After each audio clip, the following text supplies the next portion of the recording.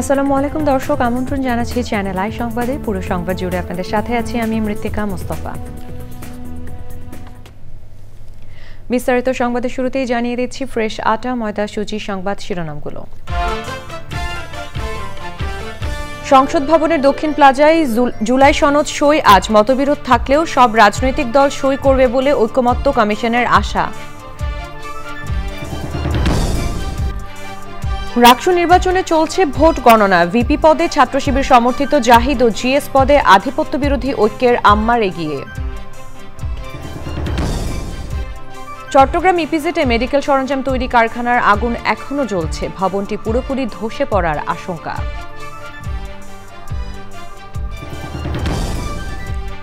এবং ৩ দফা দাবি মানা না হলে দুপুর ২টার পর থেকে বেসরকারি এমপিও ভুক্ত শিক্ষকদের অনশন কর্মসূচি। কেন্দ্রীয় শহীদ মিনারে অবস্থান অব্যাহত।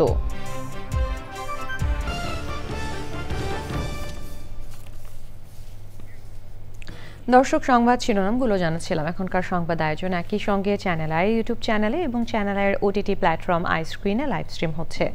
যাচ্ছে বিস্তারিত সংবাদে। আজ বিকেল ৪টায় জাতীয় সংসদের দক্ষিণ প্লাজায় জুলাই সনদ স্বাক্ষর অনুষ্ঠানের আয়োজন করা হয়েছে।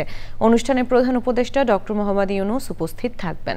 এ নিয়ে বৃহস্পতিবার এক ব্রিফিংয়ে জাতীয় ঐকমত্য কমিশনের সহ সভাপতি ডক্টর আলী রিয়াজ আশা করেন মতবিরোধ থাকলেও সব রাজনৈতিক দলের নেতারা জুলাই সনদে সই করবেন। পরেও জুলাই সনদের সইয়ের সুযোগ থাকবে বলে জানান তিনি। কমিশনের মেয়াদকালের মধ্যে জুলাই সনদ বাস্তবায়নের পূর্ণাঙ্গ রূপরেখা দেওয়ার প্রত্যাশা কমিশনের। জান্নাতুল বাকিয়া কেকার রিপোর্ট। জুলাই সনদ স্বাক্ষরের আনুষ্ঠানিকতা নিয়ে বৃহস্পতিবার সন্ধ্যায় জাতীয় ঐকমত্য কমিশনের জরুরি ব্রিফিংয়ে কমিশন আশা করে উৎসবমুখর পরিবেশে জুলাই সনদে সই করবেন রাজনৈতিক দলের নেতারা। জুলাই আন্দোলন থেকে শুরু করে পরবর্তী সংস্কার ও রাজনৈতিক সনদ প্রক্রিয়ায় তরুণ নেতৃত্বের অবদানের কথা উল্লেখ করে কমিশন আশা করছে এনসিপি নেতারা জুলাই সনদ স্বাক্ষর অনুষ্ঠানে আসবেন এবং সই করবেন। আমরা আশা করছি এই সনদে স্বাক্ষর করলে একটা ডকুমেন্ট তৈরি হচ্ছে, একটা পলিটিক্যাল ডকুমেন্ট তৈরি হচ্ছে, একটা কমিটমেন্ট হয়ে যায়। কমিটমেন্টটা কিন্তু ওইখানেই আসে। মতভিন্নতা থাকবে, আবার সব দল জুলাই সনদে সই না করলে সনদের ভবিষ্যৎ কি হবে এমন প্রশ্নের উত্তরে তিনি বলেন এটা কাল্পনিক। বাম দলগুলো জুলাই সনদে সই করবে বলেও প্রত্যাশা করেন কমিশনের সহসভাপতি। সুনির্দিষ্ট সুস্পষ্ট একটা পূর্ণাঙ্গ সুপারিশ দিতে পারবো বলে আমরা মনে করি। রাজনৈতিক দলগুলোর সাথে অনানুষ্ঠানিক যোগাযোগ আছে, আমরা চেষ্টা করছি, আমরা কথা বলছি, এটা অব্যাহত থাকবে যাতে করে আমরা বাস্তবায়নের প্রক্রিয়াটা সুস্পষ্ট করে বলতে পারি এবং সরকারের পক্ষ থেকে যেন সেই প্রক্রিয়ার সূচনা করা যায়। জুলাই সনদ স্বাক্ষরের আনুষ্ঠানিক আয়োজনের প্রস্তুতি নিয়ে কথা বলেন সংস্কৃতি উপদেষ্টা। এত অল্প সময় আমাদের পক্ষে ম্যানেজ করা কঠিন কাজ ছিল, কারণ এটা প্রস্তুতির সময়টা অনেক বেশি আমাদের হাতে পাওয়া যায়নি। কিন্তু যতখানি সময় পাওয়া গেছে তার মধ্যে আমরা চেষ্টা করবো এই স্বাক্ষর অনুষ্ঠানটা যেন আমাদের জন্য একটা, আমাদের স্মৃতিতে যেন একটা গুরুত্বপূর্ণ ব্যাপার হয়ে থাকে। জুলাই সনদ স্বাক্ষর অনুষ্ঠান স্থল ঘুরে দেখেন সংশ্লিষ্টরা। ঐকমত্য কমিশনের সভাপতি প্রধান উপদেষ্টা ডক্টর মোহাম্মদ ইউনূস স্বাক্ষর অনুষ্ঠানে উপস্থিত থাকবেন। জান্নাতুল বাকিয়া কেকা, চ্যানেল আই, ঢাকা। জুলাই জাতীয় সনদ সই অনুষ্ঠানে সবাইকে অংশগ্রহণের আহ্বান জানিয়েছেন প্রধান উপদেষ্টা ডক্টর মোহাম্মদ ইউনূস। পাশাপাশি সব টিভি ও অনলাইন গণমাধ্যমকে অনুষ্ঠানটি সরাসরি সম্প্রচার করার আহ্বানও জানান তিনি। বৃহস্পতিবার রাতে প্রধান উপদেষ্টার প্রেস উইং থেকে এই তথ্য জানানো হয়। প্রধান উপদেষ্টা বার্তায় বলেন, জুলাই সনদ প্রত্যেক বাংলাদেশির জন্য, যে যেখানে থাকুক না কেন ঐতিহাসিক এই মুহূর্তের অংশ হওয়ার আমন্ত্রণ জানান তিনি। প্রধান উপদেষ্টা বলেন, রাজনৈতিক, ধর্মীয় ও জাতিগত পার্থক্য সত্ত্বেও বাংলাদেশ ঐক্যবদ্ধ জাতি হিসেবে একসঙ্গে দাঁড়িয়েছে। এই ঐক্যের শক্তি অনুভব করতে এবং গর্ব ও আশার ঐতিহাসিক এই দিন থেকে শক্তি সঞ্চার করতেও আহ্বান জানান প্রধান উপদেষ্টা ডক্টর মোহাম্মদ ইউনূস। রাজশাহী বিশ্ববিদ্যালয় কেন্দ্রীয় ছাত্র সংসদ রাকসু এবং হল সংসদ নির্বাচনে ভোট গণনা চলছে কাজী নজরুল ইসলাম মিলনায়তনে। সেখান থেকে যুক্ত হচ্ছেন তাফিমুল ইসলাম। সরাসরি যাচ্ছি তার কাছে। তাফিমুল, রাকসু নির্বাচনে ভোট গণনার সর্বশেষ অবস্থা কেমন দেখছেন? এখন পর্যন্ত 14টি হলের কিন্তু ফল ঘোষণা করা হয়েছে। সেই ফলে যদি দেখা যায় যে এখন পর্যন্ত ছাত্র শিবির সমর্থিত যে প্যানেল রয়েছে সেখানে ভিপি এবং এজিএস পদে কিন্তু তারা এগিয়ে রয়েছে। এই ক্ষেত্রে জিএস পদে রয়েছে যে সাবেক বৈষম্য বিরোধী ছাত্র আন্দোলনের সাবেক সমন্বয়ক কিন্তু সালাউদ্দিন আহমদ কিন্তু সেখানে এগিয়ে রয়েছেন জিএস পদে। আমরা যদি এখন পর্যন্ত দেখি যে ভিপি পদে মোস্তাফিজুর রহমান জাহিদ ছাত্র শিবির সমর্থিত যে রয়েছেন, ইনি এখন পর্যন্ত 10,163 ভোট পেয়েছেন 14টি কেন্দ্রে। এবং হচ্ছে ছাত্রদল সমর্থিত যে প্যানেল রয়েছে সেখানে শেখ নুরউদ্দিন আবির পেয়েছেন হচ্ছে ভিপি পদে 2,665 ভোট পেয়েছেন। এখন যে জিএস পদে যদি আমরা দেখি যে বৈষম্য বিরোধী যে সাবেক সমন্বয়ক রয়েছেন আধিপত্য বিরোধী ঐক্য জোটের যে প্যানেলের জিএস প্রার্থী সালাউদ্দিন আম্মার, তিনি ভোট পেয়েছেন হচ্ছে 9,106টি ভোট। এবং হচ্ছে ছাত্র শিবির সমর্থিত জিএস প্রার্থী ফাহিম রাজা, তিনি ভোট পেয়েছেন 4,686 ভোট। একই সাথে হচ্ছে এজিএস পদে যদি বলে থাকি যে ছাত্র শিবির সমর্থিত যে প্রার্থী রয়েছেন সালমান সাব্বির, তিনি কিন্তু ভোট পেয়েছেন 5,569টি ভোট পেয়েছেন। এবং তার নিকটতম প্রতিনিধি ছাত্র দলের এসা ভোট পেয়েছেন 4,583 ভোট। এখন পর্যন্ত 14টি ভোট কেন্দ্রের যে ভোট গণনা হয়েছে, কিন্তু আরো 17টি কেন্দ্রের মধ্যে আরো 3টি কেন্দ্র বাকি রয়েছে। আশা করছি যে আগামী আরো 1.5 ঘন্টার মধ্যে কিন্তু বাকি যে 3টি কেন্দ্র রয়েছে সেই 3টি কেন্দ্রের কিন্তু ফল ঘোষণা হবে। এখন পর্যন্ত রাজশাহী বিশ্ববিদ্যালয় থেকে ছিল সর্বশেষ। ধন্যবাদ।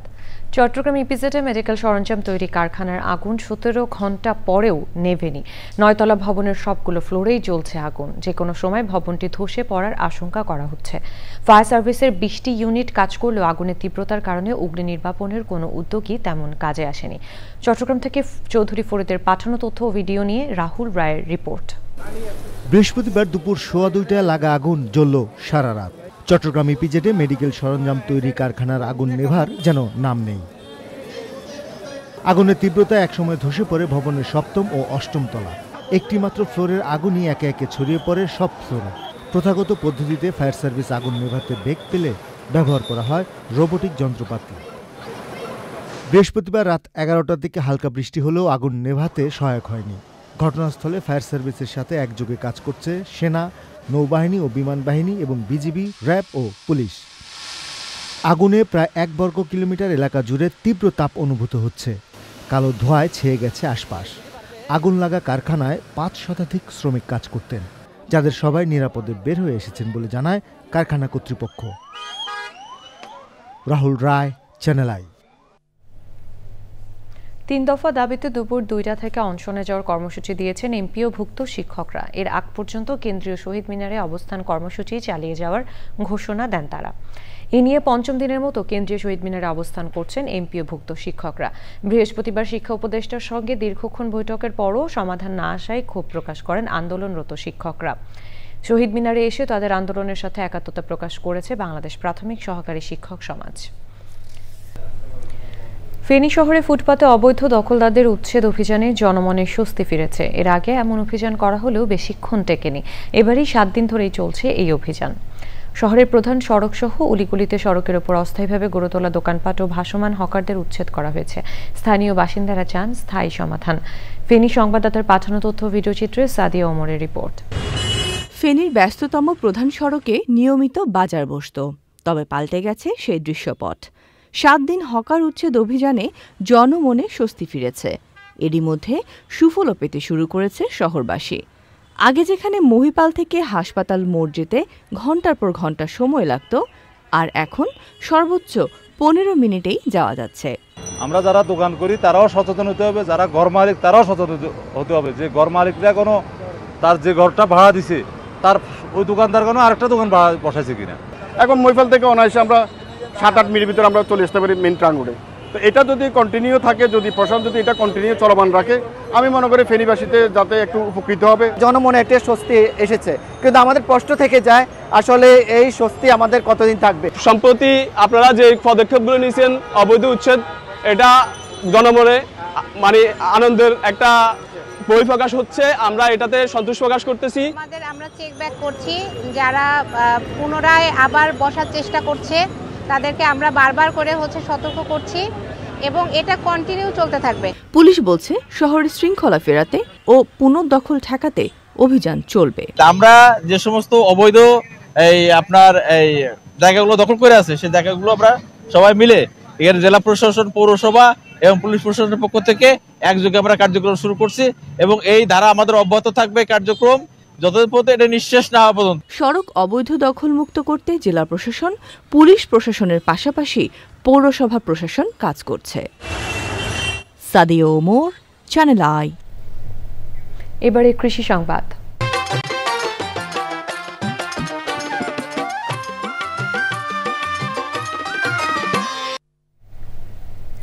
নড়াইলের কৃষক ঘেরের পাড়ে ও পতিত জমিতে শশা চাষ করে সফলতা পেয়েছেন। অল্প সময়ের মধ্যে এই চাষে কৃষক লাভবান হচ্ছেন কয়েক গুণ। জেলার অনেক কৃষক এখন হয়ে উঠছেন স্বাবলম্বী কৃষি উদ্যোক্তা। বিস্তারিত নন্দিতা বসের রিপোর্টে। নড়াইল জেলার বিভিন্ন এলাকায় এখন দেখা যায় ঘেরের পাড়ে সবুজ শশার সারি।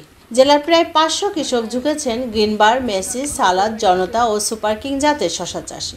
তারা জানান মাত্র 2 থেকে 2.5 মাসে ফলন পাচ্ছেন।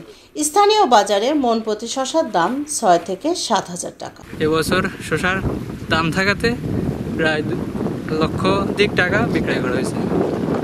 সর্বোচ্চ গেলে 30 থেকে 40,000 টাকা খরচ হয়েছে। প্রতিদিন প্রায় 4-5 মণ শশা তোলা যায়। জেলার অনেক কৃষকই এখন ঘেরের পাড়ে ও পতিত জমিতে শশা চাষ করে হয়েছেন স্বাবলম্বী। ঘেরের পাড় আর নিষ্কারণে পড়ে থাকে, এতে তরকারিতে তেমন লাভবান হওয়া যায় না। শশায় খুব উন্নত, প্রতিদিন ছিঁড়া যায়, প্রতিদিন টাকা দেখা যায়। শশা আছে অল্প দিনই ফসল, অল্প দিনে অনেক পয়সা পাওয়া যায়, আবার অতিরিক্ত ফসল আর 2টো ফসল করা যায়। 7 দিনে 7 আর 7 35 মণ তোলা হয়ে গেছে, আর প্রত্যেকদিন 5 মণ করে উঠতেছে।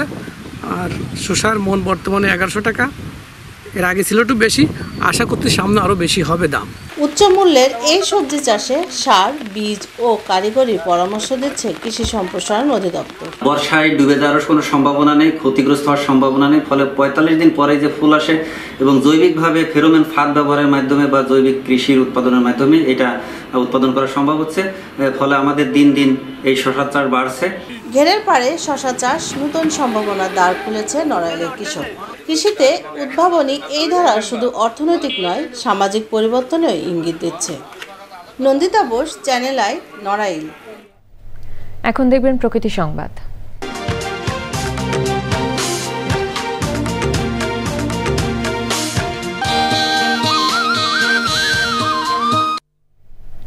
শীতের আগে পরিযায়ী পাখির আগমনে বর্ণিল হয়ে উঠেছে সিরাজগঞ্জের চলনবিল। নানা প্রজাতির পরিযায়ী পাখির কলতানে মুখর পুরো এলাকা। জলবায়ুর পরিবর্তনে ঋতুচক্রের তারতম্যে শীতের আগে আসছে অতিথি পাখি। নিরাপত্তার পাশাপাশি পাখির অভয়ারণ্য নিশ্চিতে নানামুখী কর্মপরিকল্পনা প্রশাসনের। ফেরদৌস রবিনের তথ্য ও ভিডিও চিত্রে আফরোজা হাসির রিপোর্ট। ক্যালেন্ডারের পাতায় হেমন্ত থাকলেও প্রকৃতিতে শীতের আমেজ। হাজারো পরিযায়ী পাখির কলতানে তাই চলনবিলের প্রকৃতি সেজেছে অনন্য রূপে।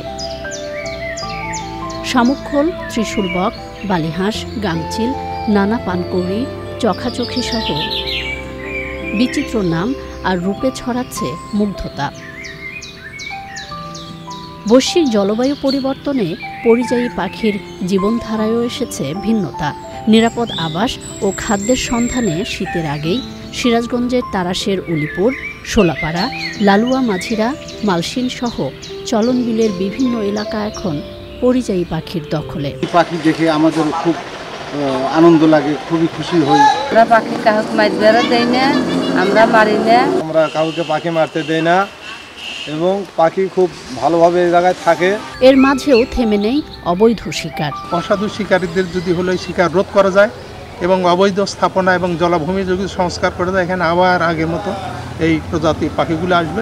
নিরাপদ আশ্রয়স্থল নিশ্চিত সহ পাখি রক্ষায় কাজ করছে সংশ্লিষ্ট বিভাগ। আমরা এখানে তদারকি করবো যেন কোনো মানুষ এই অতিথিগুলোকে শিকার করে বাজারে বিক্রি না করে।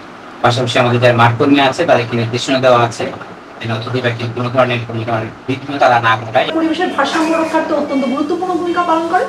এজন্য আমরা আমাদের এখানে যে পরিবেশবাদী গ্রুপগুলো আছে, উপজেলা প্রশাসন আছে, এরা এই বিষয়ে সচেষ্ট থাকবে এবং আশা করি শীত পর্যন্ত দেখা যাবে যে অতিথি পাখির এটা অভয়ারণ্যে পরিণত হবে। সচেতনতা বৃদ্ধি, ইকোট্যুরিজম নিশ্চিতের পাশাপাশি পরিযায়ী পাখির আবাসস্থল সংরক্ষণে সমন্বিত পদক্ষেপের বিকল্প নেই বলছেন পরিবেশবাদীরা। আফরোজা হাসি, প্রকৃতি ও জীবন ডেস্ক, চ্যানেল আই। সবশেষে ফ্রেশ আটা ময়দা সূচির সংবাদ শিরোনামগুলো জানিয়ে দিচ্ছি আরও একবার। সংসদ ভবনের দক্ষিণ প্লাজায় জুলাই সনদ সই। আজ মতবিরোধ থাকলেও সব রাজনৈতিক দল সই করবে বলে ঐকমত্য কমিশনের আশা। রাষ্ট্র নির্বাচনে চলছে ভোট গণনা। ভিপি পদে ছাত্র শিবির সমর্থিত জাহিদ ও জিএস পদে আধিপত্য বিরোধী ঐক্যের আম্মার এগিয়ে। চট্টগ্রাম ইপিজেডে মেডিকেল সরঞ্জাম তৈরি কারখানার আগুন এখনো জ্বলছে। ভবনটি পুরোপুরি ধসে পড়ার আশঙ্কা।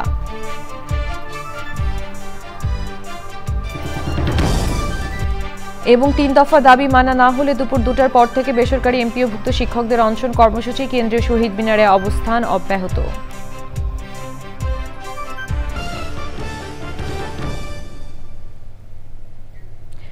চ্যানেল আইয়ের সর্বশেষ সংবাদ জানতে ভিজিট করুন channelionline.com এবং যুক্ত থাকুন আমাদের সোশ্যাল মিডিয়া প্ল্যাটফর্মগুলোর সাথে। এই ছিল এখনকার সংবাদ। সবাইকে সাথে থাকার জন্য ধন্যবাদ।